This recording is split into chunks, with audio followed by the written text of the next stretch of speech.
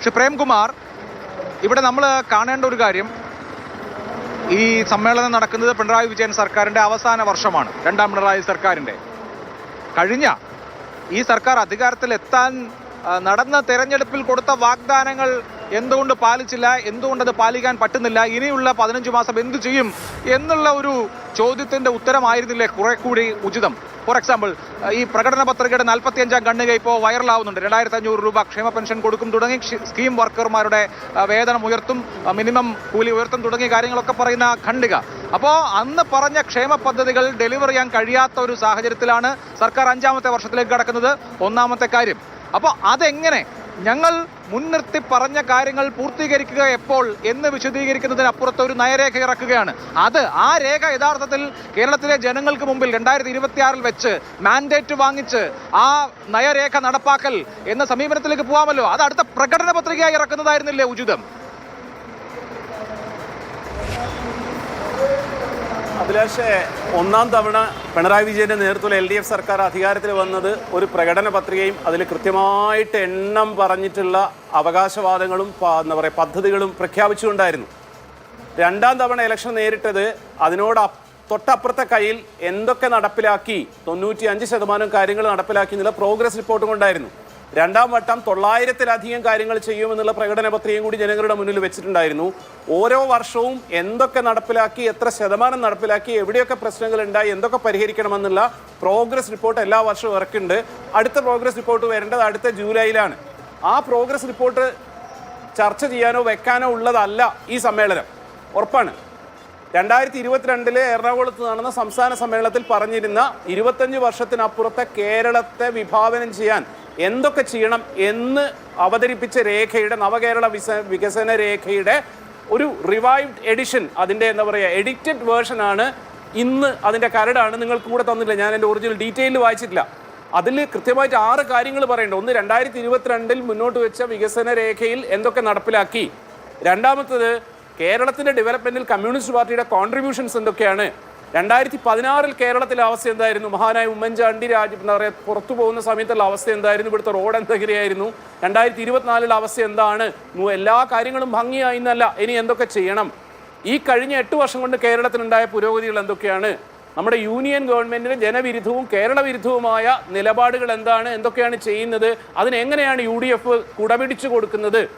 നാലാമത്തത്, ഇനി എന്തൊക്കെയാണുള്ള പ്ലാൻസ്, 2040 കേരളത്തെ ആ ഒരു പെർസ്പെക്റ്റീവിൽ കാണാനുള്ള പദ്ധതിയാണ് നിങ്ങൾ ഈ പറയുന്ന വികസന രേഖ. മറ്റത് പ്രോഗ്രസ് റിപ്പോർട്ടാണ്. പ്രോഗ്രസ് റിപ്പോർട്ട് ഇത്ര കാലം കഴിഞ്ഞ 7 വർഷം 8 വർഷം ചെയ്തു. നരേന്ദ്രമോദി 2047 കാണുന്നത് പോലെ പിണറായി വിജയൻ 2040 കാണുന്നു. ഓക്കെ, നരേന്ദ്രമോദി വികസിത ഭാരത് എന്ന് പറയുന്നത് പോലെ പിണറായി വിജയൻ നവകേരളം എന്ന് കാണുന്നു. ഓക്കെ, അതിനൊന്നും കുഴപ്പമില്ല. ഭരണാധികാരികൾക്ക് അതിനുള്ള അങ്ങനെ സ്വപ്നം കാണാനുള്ള അവകാശമുണ്ട്. അതിന് മാൻഡേറ്റ് വാങ്ങിക്കണം ഓരോ 5 വർഷം എന്നുള്ളതേ ഉള്ളൂ. എൻ്റെ ചോദ്യം, ചെയ്ത കാര്യങ്ങൾ കൃത്യമായി പറഞ്ഞും ചെയ്യുമെന്ന് പറഞ്ഞ കാര്യങ്ങൾ നടപ്പാക്കി കാണിച്ചിട്ടുമാണല്ലോ അതിൻ്റെ അടുത്ത സ്റ്റെപ്പിലേക്ക് പോവേണ്ടത് എന്നുള്ളതാണ്.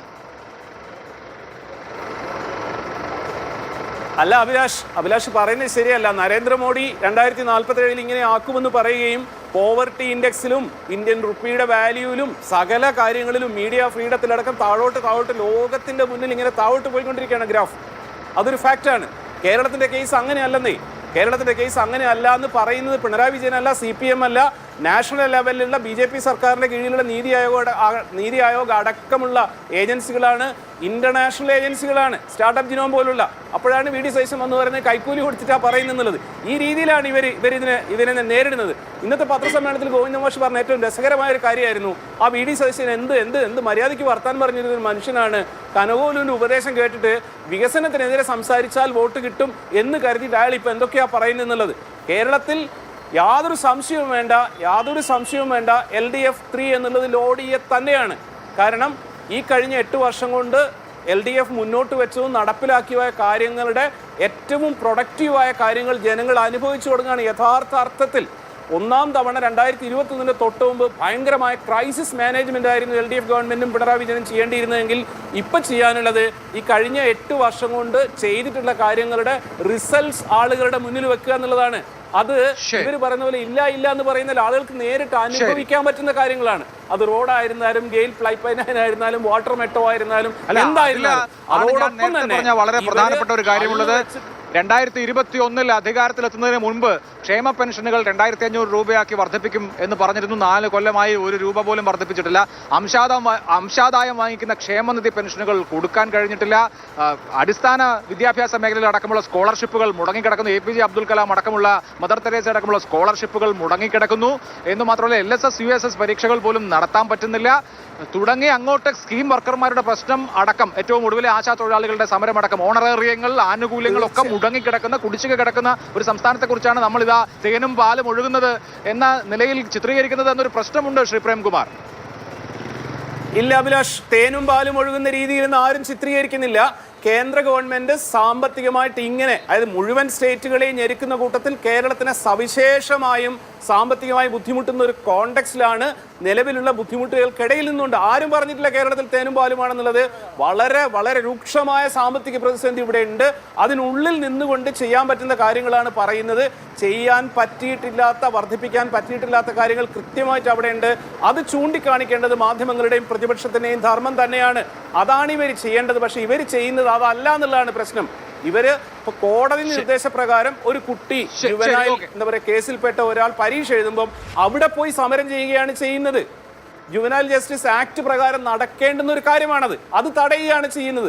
ബിരിയാണി ചെമ്പിൽ സ്വർണ്ണം ഉണ്ടെന്ന് പറയുമ്പോൾ പോയിട്ട് സമരം ചെയ്ത് ഇതാണ് സമ്മേളനം എന്ത് ചർച്ച ചെയ്യുന്നു, അതിന്റെ പ്രസക്തി എന്ത് എന്നുള്ളതാണ് വിഷയം. ഇപ്പോ പ്രതിപക്ഷം ചെയ്യുന്നത് എന്ത്, ഭരണപക്ഷം ചെയ്യുന്നത് എന്ത് എന്നുള്ളതിലേക്ക് ഞാൻ വരാൻ പറ്റുമെങ്കിൽ